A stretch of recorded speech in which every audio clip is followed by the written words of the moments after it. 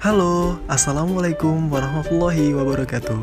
Kami dari kelompok 8, mata kuliah akuntansi 1. Baiklah, di sini kami ingin menjelaskan tentang laporan arus kas. Kelompok ini terdiri dari 3 orang, your team. Yang pertama, Linda Sartika, dan yang kedua saya sendiri Muhammad Hasimning, dan yang ketiga Nurmeli Handayani. Oke, baiklah, di sini ada 6 poin pembahasan dan masing-masing akan kami jelaskan satu persatu. Pada poin yang pertama, ini yaitu kegunaan laporan arus kas. Pada kegunaan laporan arus kas ini mempunyai 3 poin penting. Yang pertama, kadangkala ukuran laba tidak menggambarkan kondisi perusahaan yang sesungguhnya.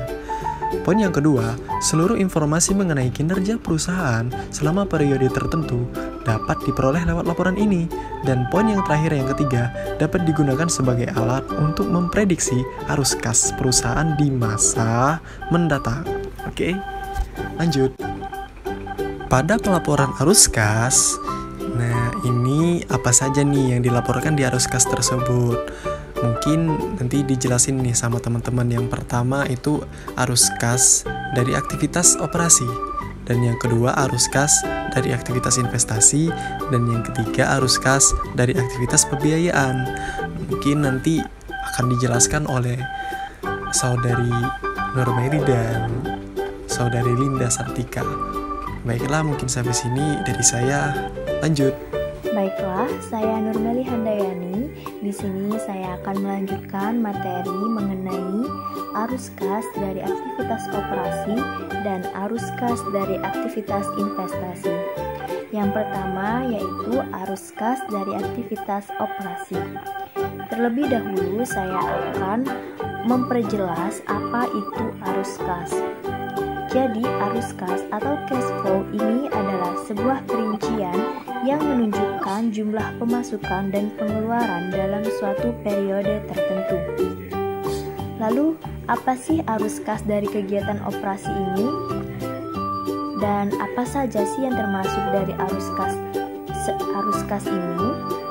Terlebih dahulu saya akan membahas apa itu arus kas dari kegiatan operasi.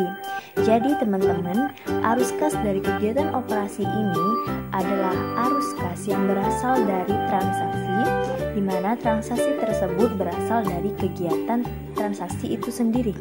Jadi, maksudnya di sini, arus kas ini biasanya transaksi yang berupa pemasukan dan pengeluaran seperti yang sudah saya perjelas mengenai arus kas tadi.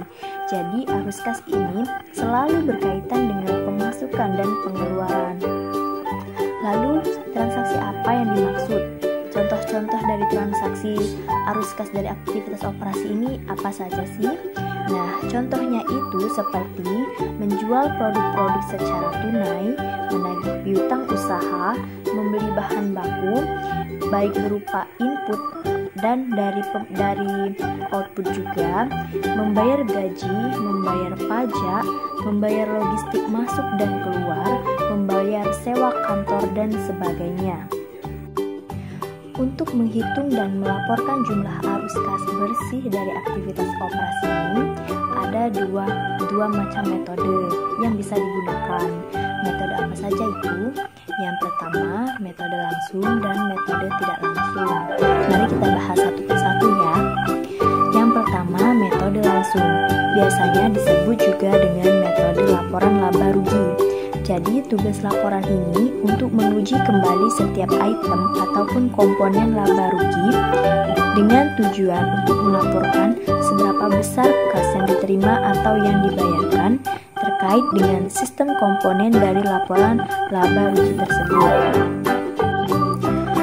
Untuk menghitung arus kas dari aktivitas operasi dengan menggunakan metode langsung, rumusnya itu adalah arus kas operasi bersih sama dengan arus kas masuk dikurangi dengan arus kas keluar. Kalau menggunakan metode tidak langsung, rumusnya adalah arus kas bersih dari aktivitas operasi sama dengan laba bersih ditambah komponen penyesuaian ditambah perubahan modal kerja. Diasumsikan komponen penyesuaiannya di sini hanya terdiri dari depresiasi dan amortisasi. Baiklah, materi selanjutnya yaitu arus kas dari aktivitas investasi. Apa sih arus kas dari aktivitas investasi? Jadi arus kas dari aktivitas investasi adalah uang masuk dan keluar yang terkait dengan investasi jangka panjang perusahaan. Yang termasuk sebagai aktivitas-aktivitas investasi ini adalah membeli atau menjual tanah, bangunan, dan peralatan. Jadi, secara garis besar, aktivitas investasi ini berkaitan dengan menumbuhkan bisnis dan membawa keuntungan untuk perusahaan dalam jangka panjang. Nah, untuk pelaporan arus kas dari aktivitas investasi tidak dipengaruhi oleh metode langsung ataupun metode tidak langsung, seperti arus kas dari aktivitas operasi yang sudah dibahas sebelumnya. Di sini diperjelas, jika arus kas masuk dari aktivitas investasi lebih besar dibanding dengan arus kas keluarnya, maka arus kas bersih yang dihasilkan oleh aktivitas investasi akan dilaporkan.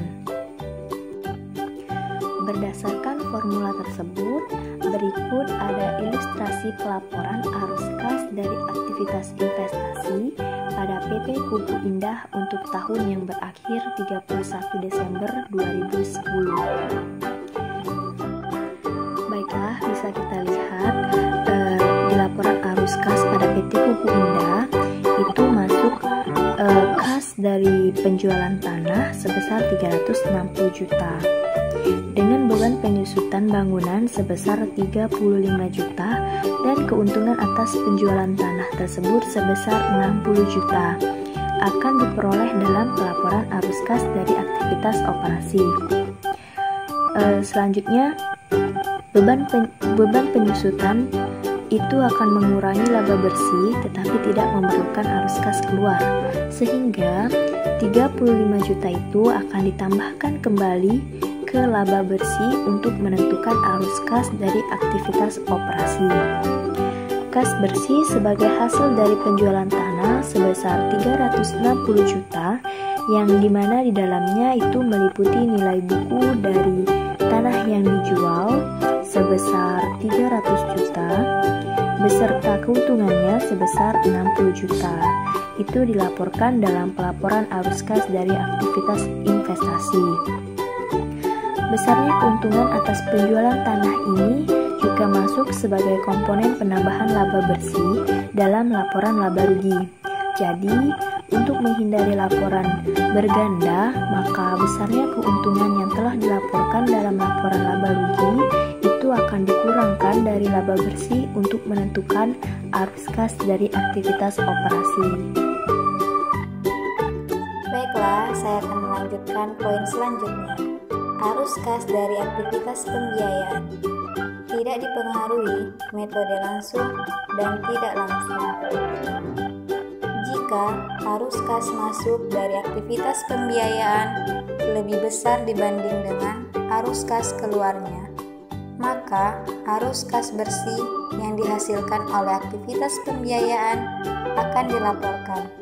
Sebaliknya, jika arus kas masuk dari aktivitas lebih kecil dibanding dengan arus kas keluarnya, maka arus kas bersih yang digunakan dalam aktivitas pembiayaan dilaporkan. Berikut adalah contoh laporan arus kas dari aktivitas pembiayaan. Bisa kita lihat contohnya.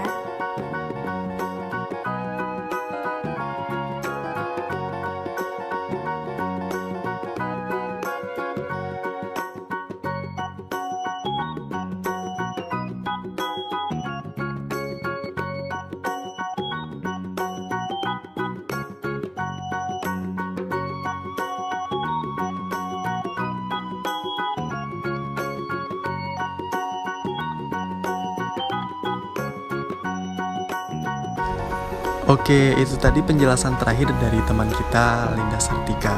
Baiklah, mungkin ini saja yang bisa kami jelaskan. Kurang lebihnya kami mohon maaf dan saya akhiri. Wassalamualaikum warahmatullahi wabarakatuh.